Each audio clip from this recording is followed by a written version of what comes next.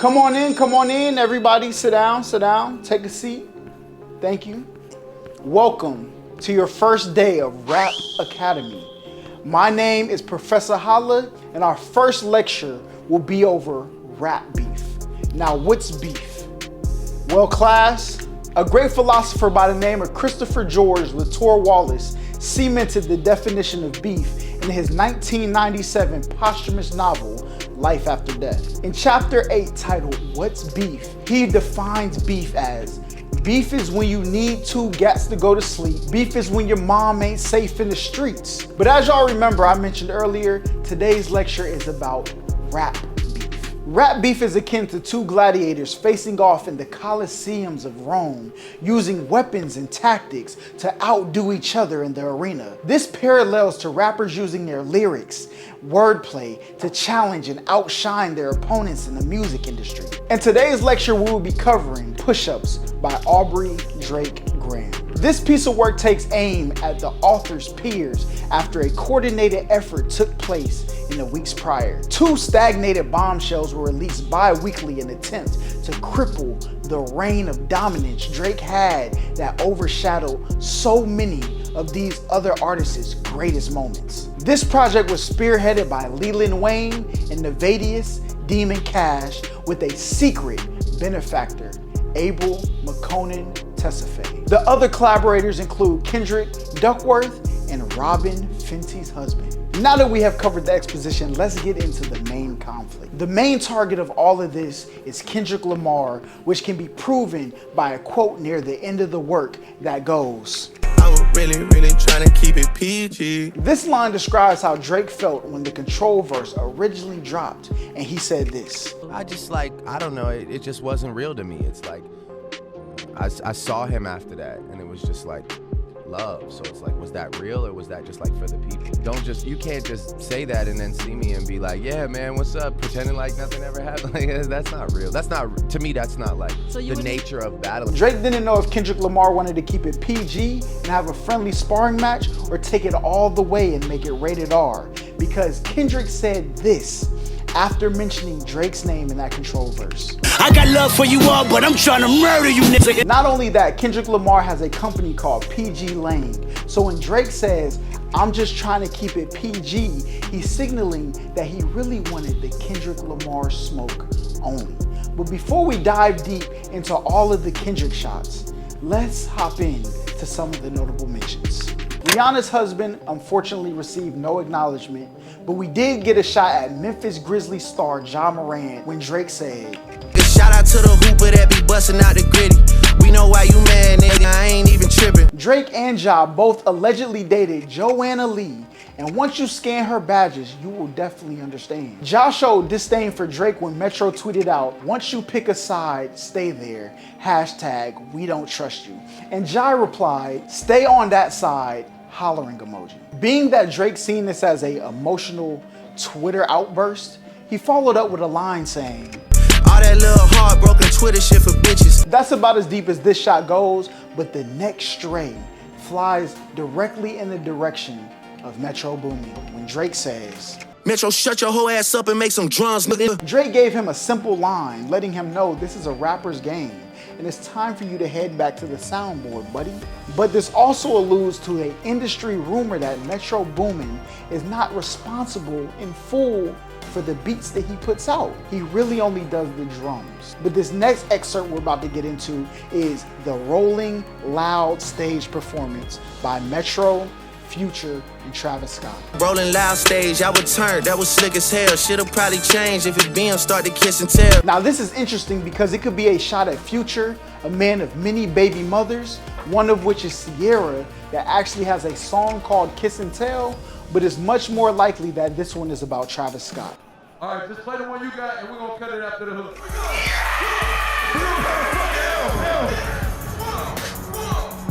Travis Scott is the one that seems to be nudging Metro Boomin to premiere this on a Rolling Loud stage by saying this.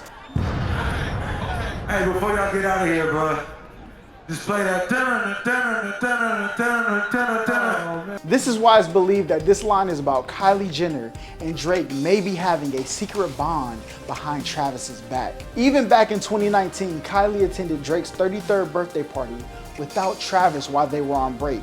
And after that, Drake leaked the snippet of a song saying this. Real shit, Kylie Jenner as a side piece. So your classwork for today is to let me know which BM you think we should be on the lookout for to be kissing and telling. But the next target in this document is none other than William Leonard Roberts II, aka Rick Ross. Although Rick Ross is not featured alongside the conglomerate on either project, after launching the first strike, he can be seen on social media responding like this. Because if they hating on you this morning, that lets you know, that confirms everything you've ever accomplished. You get it without them. Got 2 T's with me, I'm snatching. Seemingly laughing and making light of the imminent demise of Drake. In a confidential revision of Drake's work, it can be seen alluding to the fact that Rick Ross actually has a dealing with one man. Worry about whatever going on with you and But since that didn't make the final product, let's talk about him saying, I might take your latest girl and cuff her like I'm Ricky. not only did he send a personal invite to Christina Mackey, one of Rick Ross's latest girls, and have her VIP on the second leg of his It's All a Blur tour. This line alludes to Rick Ross being a correctional officer where he is sworn to do a job that entails cuffing inmates. Drake goes on to say, Every song that made it on a chart he got from Drizzy. now Billboard lists Rick Ross as only having 3 top 10 hit records, 2 of which Drake is the lead artist, Lemon Pepper Freestyle and Money in the Grave, and 1 is a DJ Khaled collaborative song, I'm On One, where Drake carries most of the record by doing the chorus and a verse. Get these niggas the look, the verse, and even the hook. That's why every song sound like Drake featuring Drake. Now we briefly mentioned earlier that Future may have been a recipient of one of the shots earlier discussed, but this one is a lot more direct. I could never be nobody #1 fan. Your first #1, I had to put it in your hand. Drake is confused how Future will refer to him as his #1 fan when it took Future 9 years and a Drake stimulus package to receive his first ever #1 song with Way Too Sexy. She and her best work on her knees. Too sexy for this cash, too sexy for this. This line is also a direct response to Future saying this on his title track of We Don't Trust You. You a nigga #1 fan, dog. Sneak this and I don't understand, dog. That's pretty much all of the Future shots in the final version, but in the unreleased version, Drake said this. Jet switch chains, wicked, wicked, wicked. This addresses the OVO FBG chain that Future was pictured wearing back in 2019, prompting people to assume that What a Time to Be Alive 2 was on its way. But history shows her loss with another prominent rap star. 21 Savage will be the next collab project Drake releases. The reason chain swapping was mentioned is because moments before the release of We Don't Trust You, Future can be pictured with a XO chain. Now this is where everything starts to heat up. Drake aims his sights at The Weeknd and the XO affiliates. The first mention comes in a line. I'm the 6th guy, I'm the front runner. Y'all nigga manager was Charles' little blunt runner. This is the implication that OVO is the clear powerhouse in Toronto. And Drake continues by saying, Cash blowing, able bread out here tricking. Shit we do for bitches, he doing for niggas. hey, no Diddy, but this line is not referring to what you think it is. It is actually hinting that XO Cash is spending The Weeknd's money to do this demolition project on Drake by funding Metro and Future's venture the same way the OVO camp is funding the rise of artists such as Sexy Red. But let's get into the main antagonist of this work, Kendrick K. Lamar. With one skim through this work, you can see it is riddled with references to the LA rapper. But we are going to group these references into 3 main categories: light jabs, career statements, and references to the personal history between Drake and Kendrick Lamar. So we're gonna speed run through the light jabs. How the fuck you big stepping with a size 7 man's on? Kendrick has small feet apparently. Next. They make excuses for you cause they hate to see me lit. Now, if you recently logged onto X, formerly known as Twitter, you will see people say things like the Drake diss doesn't count if it's not on DSPs such as Apple Music and Spotify. It took Drake 3 business weeks to call Kendrick Lamar short, like that's all he said. Kendrick Lamar himself gave himself an excuse when he said, Niggas clicking up. while he too was clicked up every time he took shots at Drake. Pull your contract, cause we gotta see the split. The way you doing splits, bitch, your pants might rip. That's light. Next bar. I don't care what Cole think, that dot shit was weak as hell. Now let's get into the Kendrick Lamar career bars. Extortion, baby, whole career you been shook up. Cause Top told you drop it, give me 50 likes of push-ups. Hood. Now there's no secret that Kendrick Lamar and TDE had the typical label-artist disputes, but many speculate that Top would control Kendrick's releases to optimize the whopping 50% Top collected from Kendrick contractually. Let's continue. You better do that motherfucker show inside the biddy. This refers to Kendrick Lamar being forced to perform in Toronto, but we will elaborate on this line a little bit later. Maroon 5 need a verse, you better make it witty.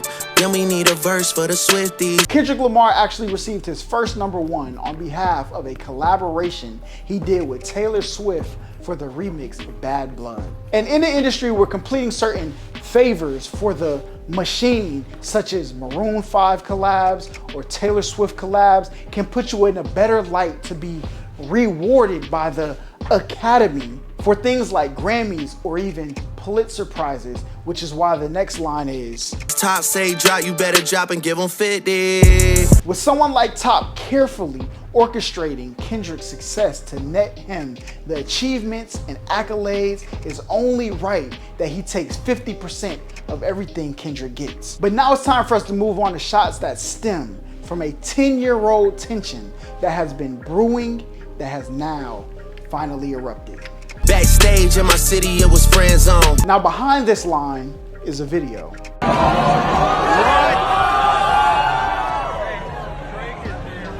This was the show that Drake referenced earlier when he said, You better do that motherfucker show inside the biddy. basically saying that when Kendrick Lamar performed in Toronto, Drake seen him backstage and there was none of this competitiveness. It was all handshakes and daps.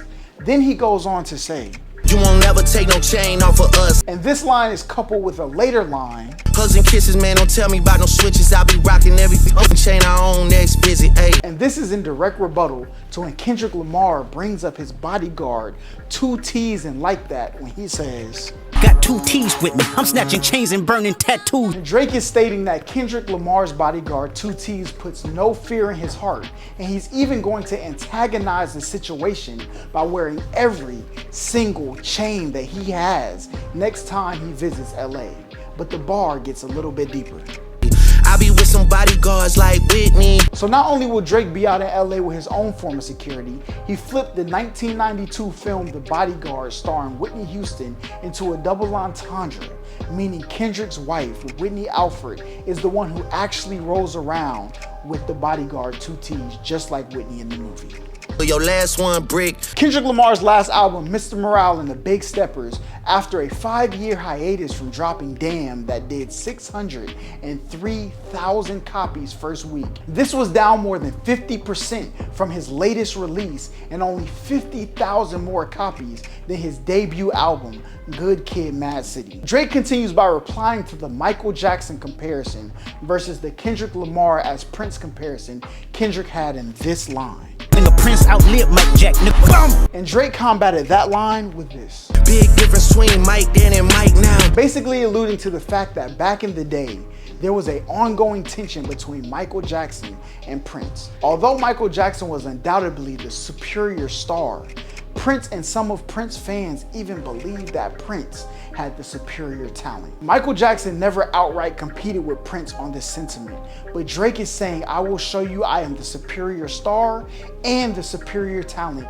by engaging with you. Then he further elaborates on this Prince comparison by saying, What's a prince to a king? He a son, nigga. the crafting of this line exposes the error that Drake feels Kendrick Lamar made, comparing himself self-admittedly to Prince when Drake is Michael Jackson, the king of pop. Furthermore, kings, the leaders of kingdoms, when they have sons, they're called a prince with significantly less rank in the order of power. And to wrap this line up, Michael Jackson also has a son named, you guessed it, Prince Jackson. But then Drake resumes the onslaught by saying, And if song y'all got to not start the beef with us. Exposing the fact that the track Like That is not the sparking point of this conflict. Rather, it be a decade-long feud just reaching its boiling point. Drake continued by stating, if this is a competition, Numbers wise, I'm out of here, you not creeping up. Money wise, I'm out of here, you not sneaking up. and Drake ties together all the antagonists of this work by saying, What the fuck is this, a 20v1 nigga? making an analogy to the popular 20v1 series on YouTube where it seems like that's the bell. Thank you everybody for joining me in the Rap Academy. Remember, the syllabus is filled out by the class. So if there's any subject that y'all would like me to cover, please comment that down below. Make sure y'all smash that like on your way out. And if you want to sign up for any future classes, make sure you hit that subscribe button on your way out. And I'm gonna see y'all a little bit later. Peace. Drizzy Chippendale, probably got your bitch Chanel. I just got them done, boy, don't make me at the Chippendale.